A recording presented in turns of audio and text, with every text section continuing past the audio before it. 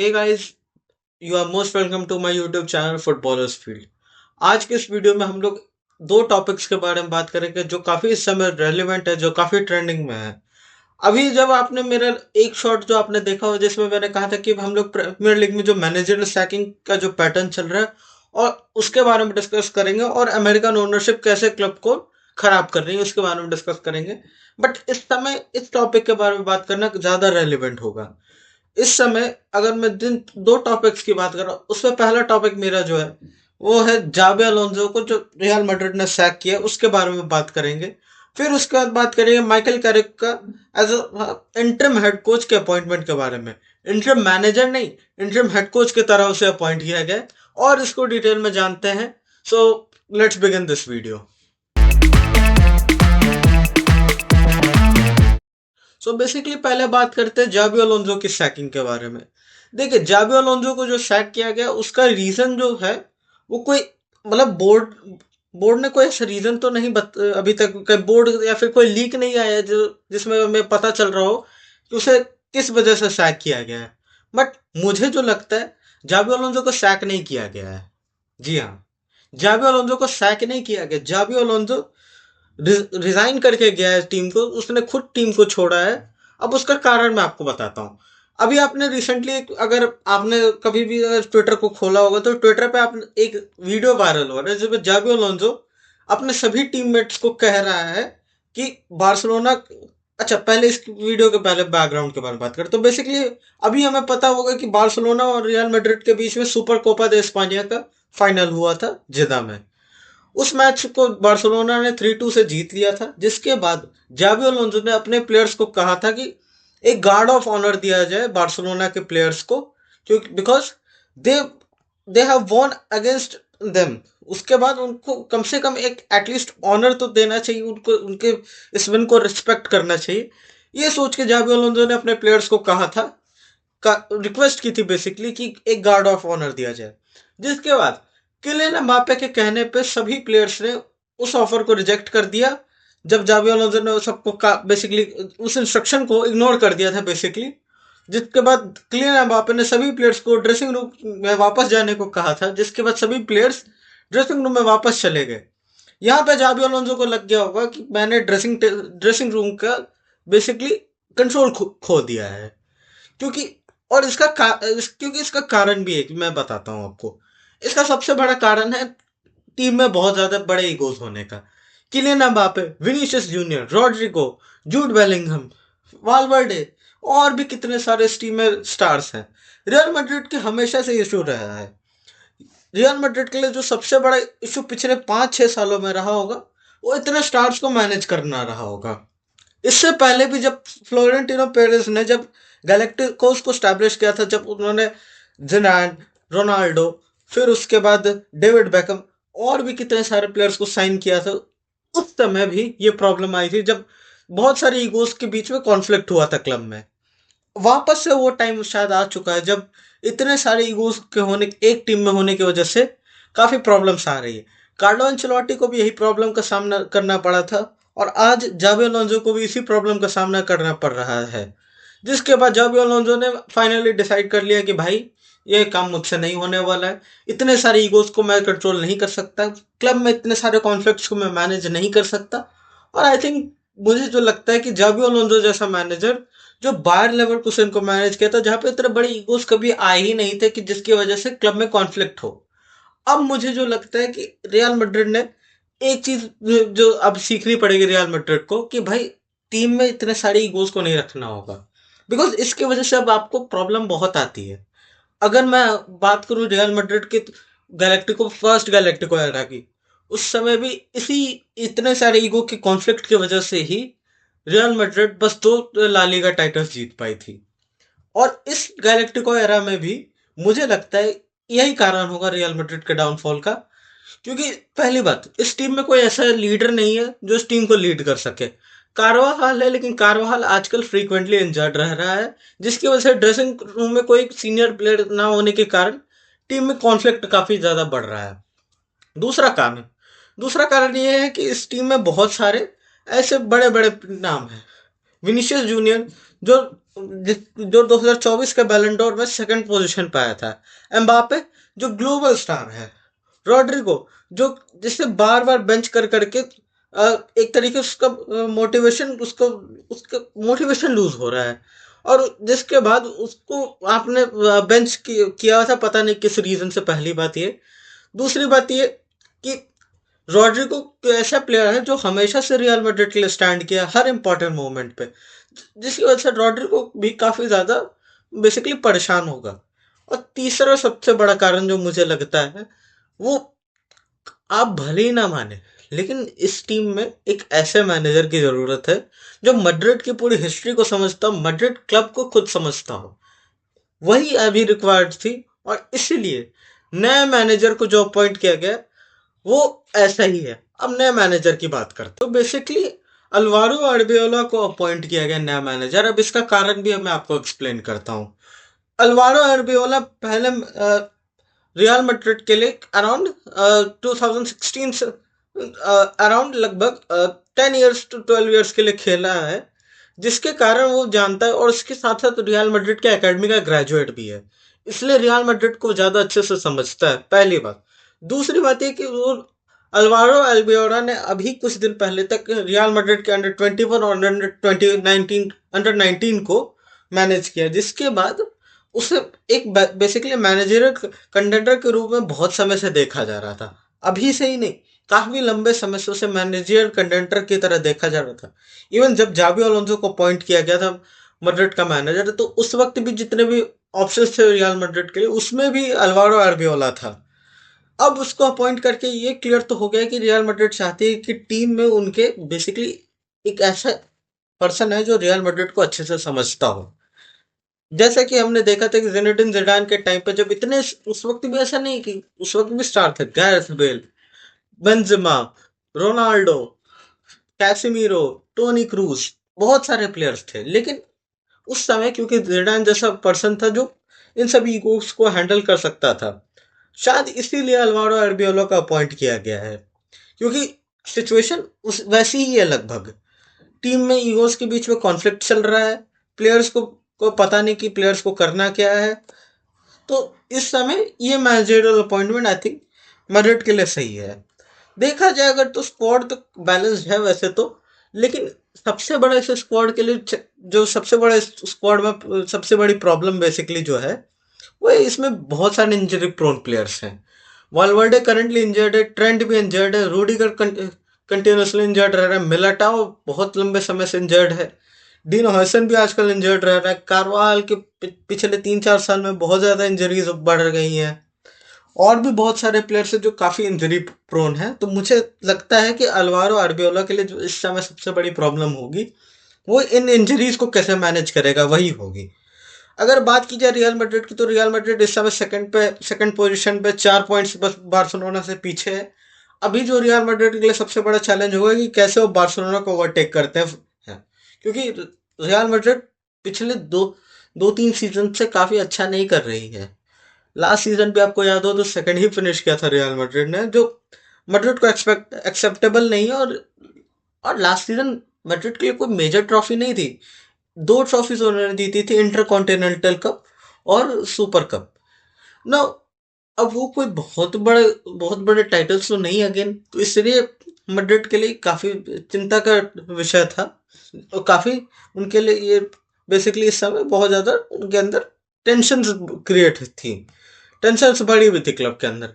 जिसके बाद अब मुझे लगता है कि मैनेजर जो जावी अलोंसो के रेजिग्नेशन के बाद, अब मुझे लगता है कि रियल मैड्रिड थोड़ा सा, to be really honest, fumble करेगी। और आई थिंक मुझे जो लग रहा है इस समय ये सेकंड पे हो सकता है कि थर्ड तक भी जा सकते हैं। बिकॉज टीम में अनस्टेबिलिटी है, टीम में इंजरी है, टीम में कोई लीडरशिप नहीं है, टीम में कोई क्लियर डायरेक्शन नहीं है। हो सकता है कुछ दिनों में, मतलब आई थिंक थोड़ा टाइम तो लगेगा वापस से उन्हें नई आइडेंटिटी इंस्टॉल करने में। बट स्टिल रियल मैड्रिड ही है।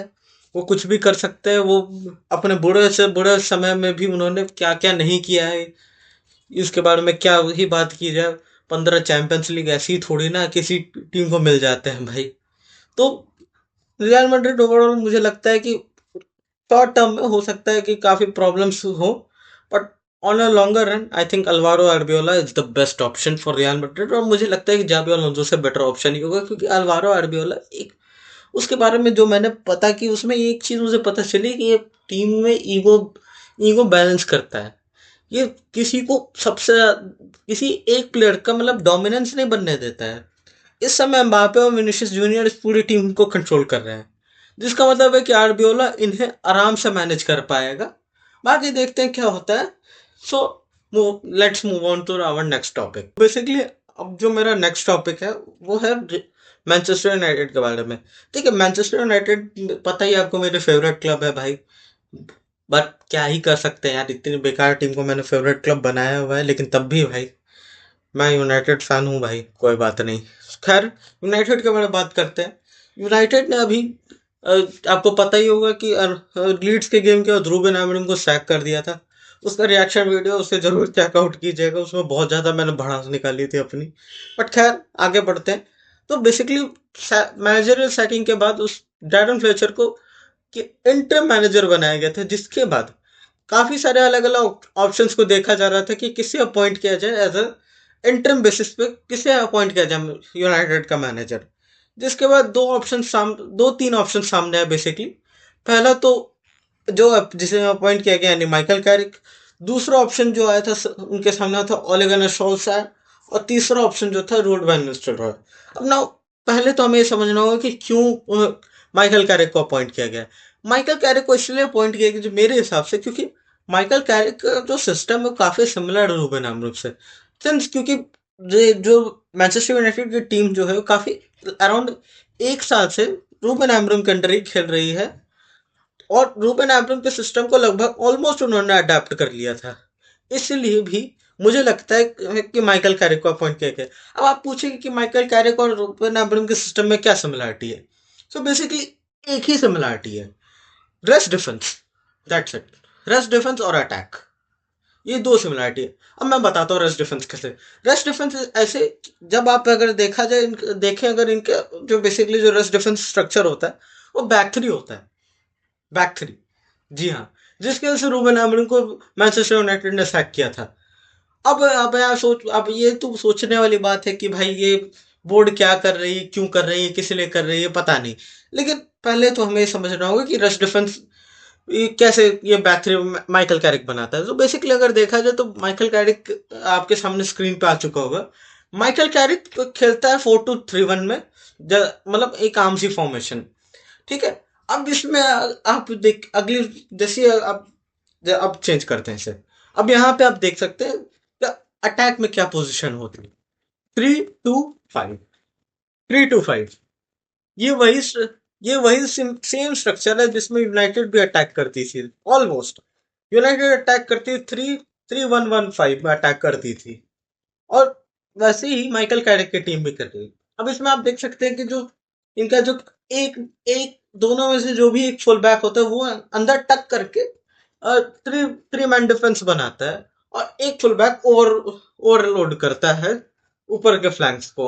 और इसी इसी से आप देख सकते हैं, समझ सकते हैं इस चीज को। और इसमें और आप अगर नोटिस करेंगे तो यूनाइटेड का जो नंबर नंबर 10 होगा, जो बेसिकली मुझे लगता है ब्रूनो फर्नांडिस होगा, वो फ्रंट टू बनाता है। और साथ ही साथ जो इसके जो दोनों वाइड विंगर्स होते हैं वो इनसाइड टक करके, वैसे जैसे एम्बरम करता था वैसे ही वो टक करके अंदर की तरफ अटैक करते हैं। और जो आपका फुल बैक होता है वो ऊपर फ्लैंक्स को ओवरलोड करता है। और एक फुल बैक पीछे ड्रॉप करता है, वो राइट बैक लेफ्ट बैक जो भी हो वो पीछे ड्रॉप करके थ्री मैन डिफेंस बनाता है, ताकि क्योंकि काउंटर अटैक से बचा जा सके। तो इसलिए माइकल कैरिक का सिस्टम काफी सिमिलर है रूबेन अमोरिम के सिस्टम से। और अगर इसके अलावा बात की जाए तो Michael Carrick again United legend, काफी समय तक यूनाइटेड के लिए खेला है। अराउंड 12 इयर्स यूनाइटेड के लिए खेला है माइकल कैरिक ने। इसके अलावा और भी चीजें देखी जाए तो काफी सही है। मिडल्सब्रोक के साथ काफी ठीक ठाक रिकॉर्ड है, बहुत अगेन बहुत ज्यादा पुअर नहीं है, क्योंकि मिडल्सब्रोक के उससे क्या उम्मीद करते हैं। माइकल कैरिक वैसे कोई बेस्ट मैनेजरियल ऑप्शन तो है नहीं वैसे तो, लेकिन माइकल कैरिक जो यूनाइटेड में जो चीज लैक करी उसे हो सकता है वो अच्छे से फुलफिल कर सकता है। माइकल कैरिक की अगर बात की जाए, माइकल कैरिक यूनाइटेड का कैप्टन रह चुका है। उससे पहले वेस्ट हैम और स्पर्स के लिए खेल चुका है, और यूनाइटेड के लिए तो खैर काफ़ी लंबे समय तक खेला। यूनाइटेड के साथ एक चैंपियंस लीग भी जीती है, काफ़ी सारे प्रीमियर लीग टाइटल्स भी जीता है। बाकी देखते हैं कैसा करता है माइकल कैरिक यूनाइटेड के साथ। बट आई थिंक मुझे जो लगता है माइकल कैरिक इस टीम के साथ काफ़ी अच्छा निकाल सकता है। डैरन फ्लेचर के साथ मुझे जो प्रॉब्लम लगी डैरन फ्लेचर के साथ, वो ये लगी कि बार बार यूनाइटेड काउंटर अटैक्स पे गोल खा रही थी। बर्नली के अगेंस्ट और ब्राइटन के अगेंस्ट ऑलमोस्ट जो हमारी डिफेंस खुल जाती है हर काउंटर अटैक पे, वही चीज़ हुई है। अब मुझे जो लग रहा है कि अगर हम लोग पीछे रेस्ट डिफेंस में अगर थ्री मैन डिफेंस रखे अगर रेस्ट डिफेंस में, और दो मिडफील्डर के साथ अगर रहे हम लोग, तो हो सकता है कि काउंटर अटैक्स कम पड़े। But again confidence lack of confidence की वजह से हो सकता है हम काउंटर अटैक्स हमें सफ़र करना पड़े। बट एनीवेज कोई बात नहीं। मुझे जो लगता है कि माइकल कैरिक इस टीम को अच्छे से हैंडल कर पाएगा। इस टीम में कोई बहुत बड़े इश्यूज नहीं है। Squad almost similar even though, लेकिन जैसे ये एम्बूमो अभी बाहर हो, एम्बूमो के कैमरून अभी बाहर हो, या कौन से तो हो सकता है एम्बूमो मैनचेस्टर सिटी वाले गेम तक आ जाए। अहमद के आइवरी कोस्ट भी बाहर हो चुकी है। आई थिंक अहमद डियालो भी आ जाए वापस। बाकी देखते हैं क्या होता है। I think Michael Carrick not ऐसा कोई बुरा ऑप्शन नहीं है। अब सबसे बड़ा क्वेश्चन आता है कि ये यसमैन होगा माइकल कैरिक, क्योंकि रूबन आमोरिम यसमैन नहीं था जिसकी वजह से सैक किया था। ये भी एक कारण है जिसकी वजह से रूबन आमोरिम को सैक किया था, क्योंकि वो हर समय बोर्ड के हाँ में हाँ नहीं मिलाता था। तो वही देखने वाली बात है कि क्या माइकल कैरिक हुआ, because I think Michael Carrick अपना एक स्टैंडर्ड सेट कर चुका है। उस स्टैंडर्ड को तोड़ेगा नहीं, तो जिसकी वजह से मुझे लगता है कि वो यसमैन कभी बनेगा नहीं। बाकी देखते हैं, हो सकता है कुछ भी हो। But let's see. मुझे जो लगता है कि आई थिंक माइकल कैरिक काफी अच्छे से खींच सकता है, और हो सकता है परमानेंट भी कर लिया जाए उसे। और मुझे ज्यादा खुशी होगी अगर माइकल कैरिक को परमानेंट कर दिया जाए, बिकॉज इस टीम में सबसे बड़ी कमी जो मुझे लगती है सर एलेक्स फर्ग्यूसन के बाद जाने के बाद, कोई इसमें कोई ऐसा ऐसा कोई फिगर नहीं आया जो क्लब के लिए बहुत बड़ा हो, एक्सेप्ट ओले गनर सोल्शायर। मुझे इस टीम में एक ऐसा मैनेजर चाहिए जो टीम को अच्छे से समझ सके, फुटबॉल को अच्छे से समझ सके। कैरिक के सबसे अच्छी बात है कि कैरिक फुटबॉल को अच्छे से समझता है, टीम को अच्छे से समझ सकता है। बाकी मैनेजरियल अगर देखा जाए एज अ मैनेजर कैरिक को, तो हो सकता है कि कैरिक भले ही दुनिया का बेस्ट मैनेजर ना हो, लेकिन मुझे बाकी सारे ऑप्शन से इस समय ज़्यादा बेटर लग रहा है। कैरिक हो सकता है कि फ्यूचर में हमारा फुल टाइम मैनेजर भी बने, और वो ज़्यादा बेटर भी होगा, क्योंकि कैरिक एक ऐसा पर्सन मुझे जो लगता है वो हमेशा टीम के लिए वो हमेशा तैयार रहता है। देखते हैं क्या होता है। बाकी अभी तो सबसे ज़्यादा टेंशन होगी नेक्स्ट मैनचेस्टर डर्बी के लिए, क्योंकि मैनचेस्टर डर्बी से पहले हमारे काफ़ी ज़्यादा स्क्वाड इधर उधर हो चुका है। हमारे प्लेयर्स भी काफ़ी ज़्यादा इंजर्ड थे, अभी तुरंत वापस आए। मैगवायर आ चुका है वापस। डिलेक्ट का पता नहीं डिलेक्ट रिकवर होगा कि नहीं नेक्स्ट गेम तक। But let's see. मैं चाहता हूँ कि मैनचेस्टर डर्बी में हम लोग इस बार अच्छा करें। सभी जितने भी क्रिटिक्स हैं, गैरी नेवल, जेमी कैरेगर, सबको हम जवाब देते हैं। बट लेट्स सी क्या करते हैं, क्योंकि हम यूनाइटेड कुछ भी कर सकती है, कभी भी कुछ कर सकती है। देखते हैं क्या होता है। ओल्ड ट्रैफर्ड पे गेम है, हो सकता है हमारे फेवर में जाए। बाकी आज की वीडियो में बस इतना ही। मिलते हैं नेक्स्ट वीडियो में, तब तक के लिए बाय। अब आप सोच रहे हो कि वीडियो तो ख़त्म कर दी थी मैंने, अब मैं वापस कहाँ से आ गया। तो मैं इसका रीज़न एक ही है। रियल मैड्रिड, जिस समय मैं इस वीडियो को एडिट कर रहा हूँ उस समय रियल मैड्रिड ने एक सेकंड डिवीज़न क्लब के अगेंस्ट कोपा डेल रे में लॉस ली है। जी हाँ, इसीलिए ये बात मुझे आपको बतानी थी। बाकी देखना होगा कि अलवारो आर्बियोला कैसा करता है, क्योंकि अभी तक जितनी चीज़ें मैंने देखी उसके फुटबॉल में बहुत ज़्यादा इंटरेस्टिंग नहीं है। वाइब बेस्ड फुटबॉल ही पहले बहुत ज़्यादा ओवर हाइप करके उसे लाया गया था, बट आई डोंट थिंक कि वो वैसा मैनेजर है जैसा एक्सपेक्ट किया जा रहा था। प्लस वो मुझे उसमें एक सबसे बड़ी प्रॉब्लम जो दिखी वो ये थी कि प्लेयर्स को हमेशा बैक करता है यार। प्लेयर प्लेयर मतलब अगर बहुत बेकार से बेकार भी खेल लेना कोई प्लेयर, तो उसका हमेशा उसका बैक रहेगा। बाकी देखते कैसा रहता है रियल मैड्रिड का फ्यूचर आर्बियोला के अंडर। तब तक के लिए गुड बाय।